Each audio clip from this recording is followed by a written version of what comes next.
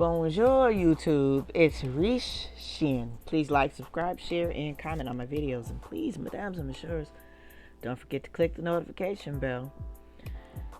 Ça va bien? Oui, non? Which is French for you good? Yes, no? I am fabulous today. I have a lot of energy. I got to exercise today. Let's see how many steps. I'm almost at 9,000 steps. I'm really proud of myself. I'm going to have to put in some work. I have a Fitbit, and I participate in weekly competitions just for bragging rights, of course. And for the last several months, I just have not had the energy to really participate. But today I just felt good. And so now I'm in first place or second place is usually, I think in both. I'm participating in two different competitions in Fitbit, but I digress. That's not the reason why I'm reaching out to you and touching base. I wanted to share with you after I was perusing them social media streets, and this time it's good old Twitter. So I found an article, I found some information on Twitter that it made me want to go and research it further. So this is from the dailymail.com, and the headline reads, "An African-American man is threatening my life. White woman walking her dog off a leash in a prohibited area of Central Park calls the cops on a black man who simply asked her to put it back on." So video posted by an HBO director Monday shows a white woman threatening to call cops and tell him an African American man is threatening her life.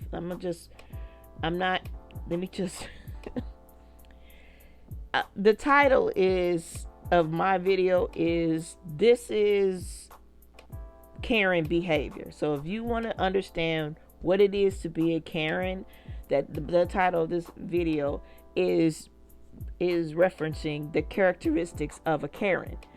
So she knows she's doing something that she's not supposed to do, and she's got caught doing something she knows she's not supposed to do. And instead of checking herself, her privilege overrode her good sense, and she decided that she was going to use that privilege to then try to intimidate this black man by using the cops as a weapon.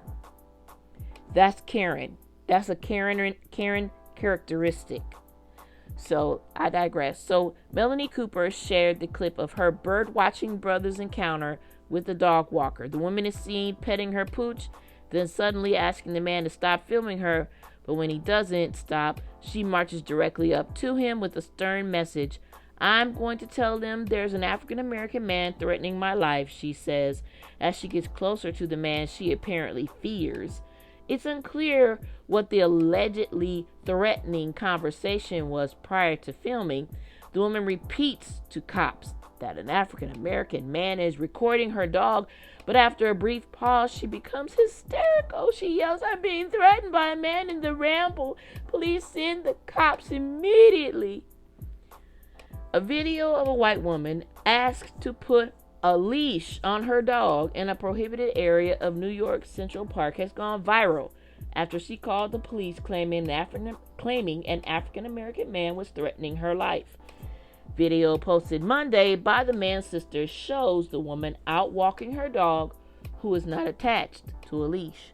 The footage begins with the dog walker stroking her pet, then marching towards the amateur videographer, demanding, "Please stop, sir. I'm asking you to stop." The man, who does not appear on camera, responds, "Please don't come close to me," several times as she asks him to stop filming, then tells him she's calling the cops.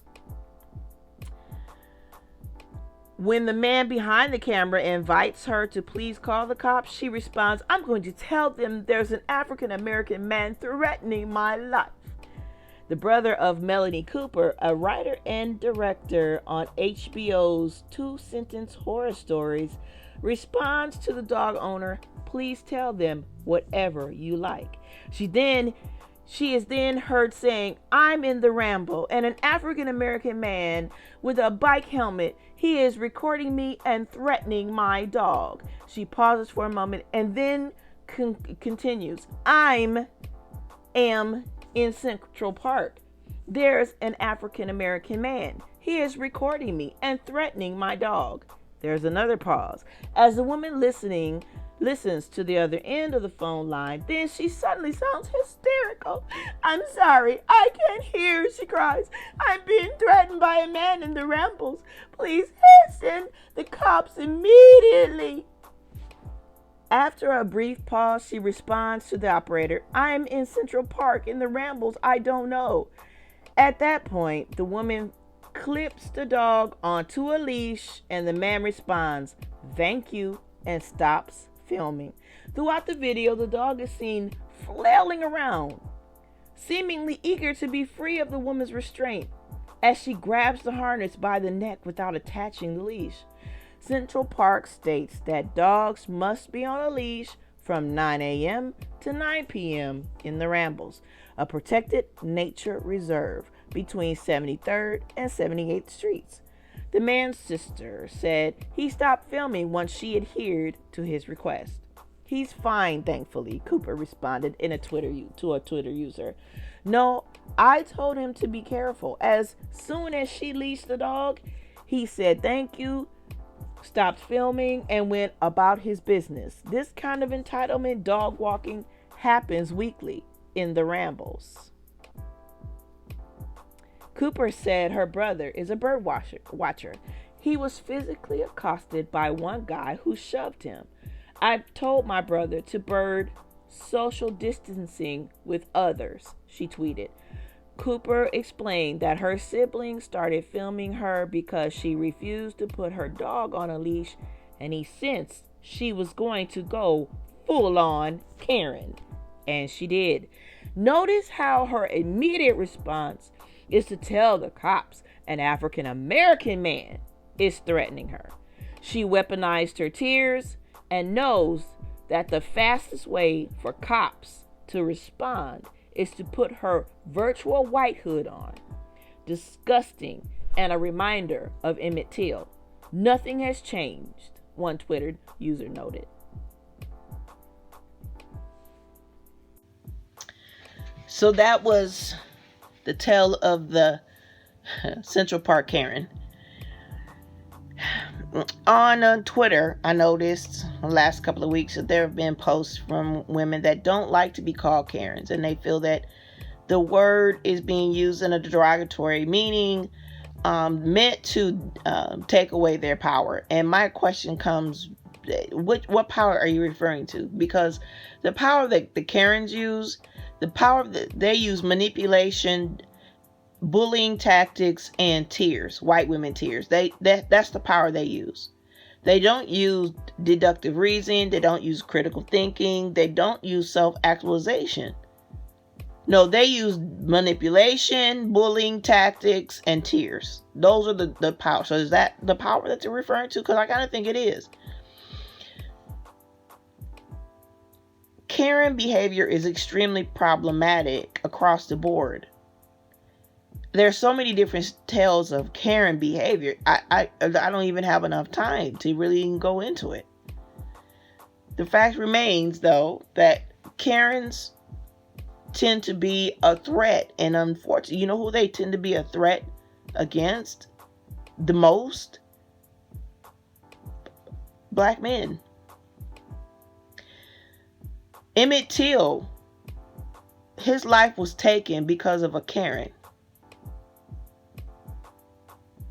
There's a recent story of the mom who killed her autistic son and blamed it. The assailants were two black men. That's what she said. That she was accosted by two black men. That's a Karen behavior. That's Karen. That's Karen-esque. I mean, I could go on and on. Karen behavior is problematic. It's dangerous.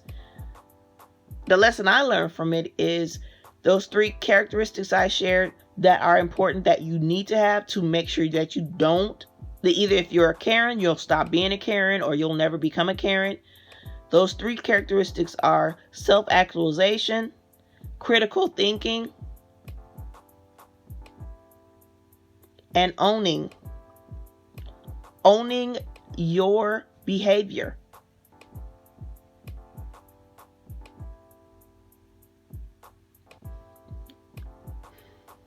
Au revoir.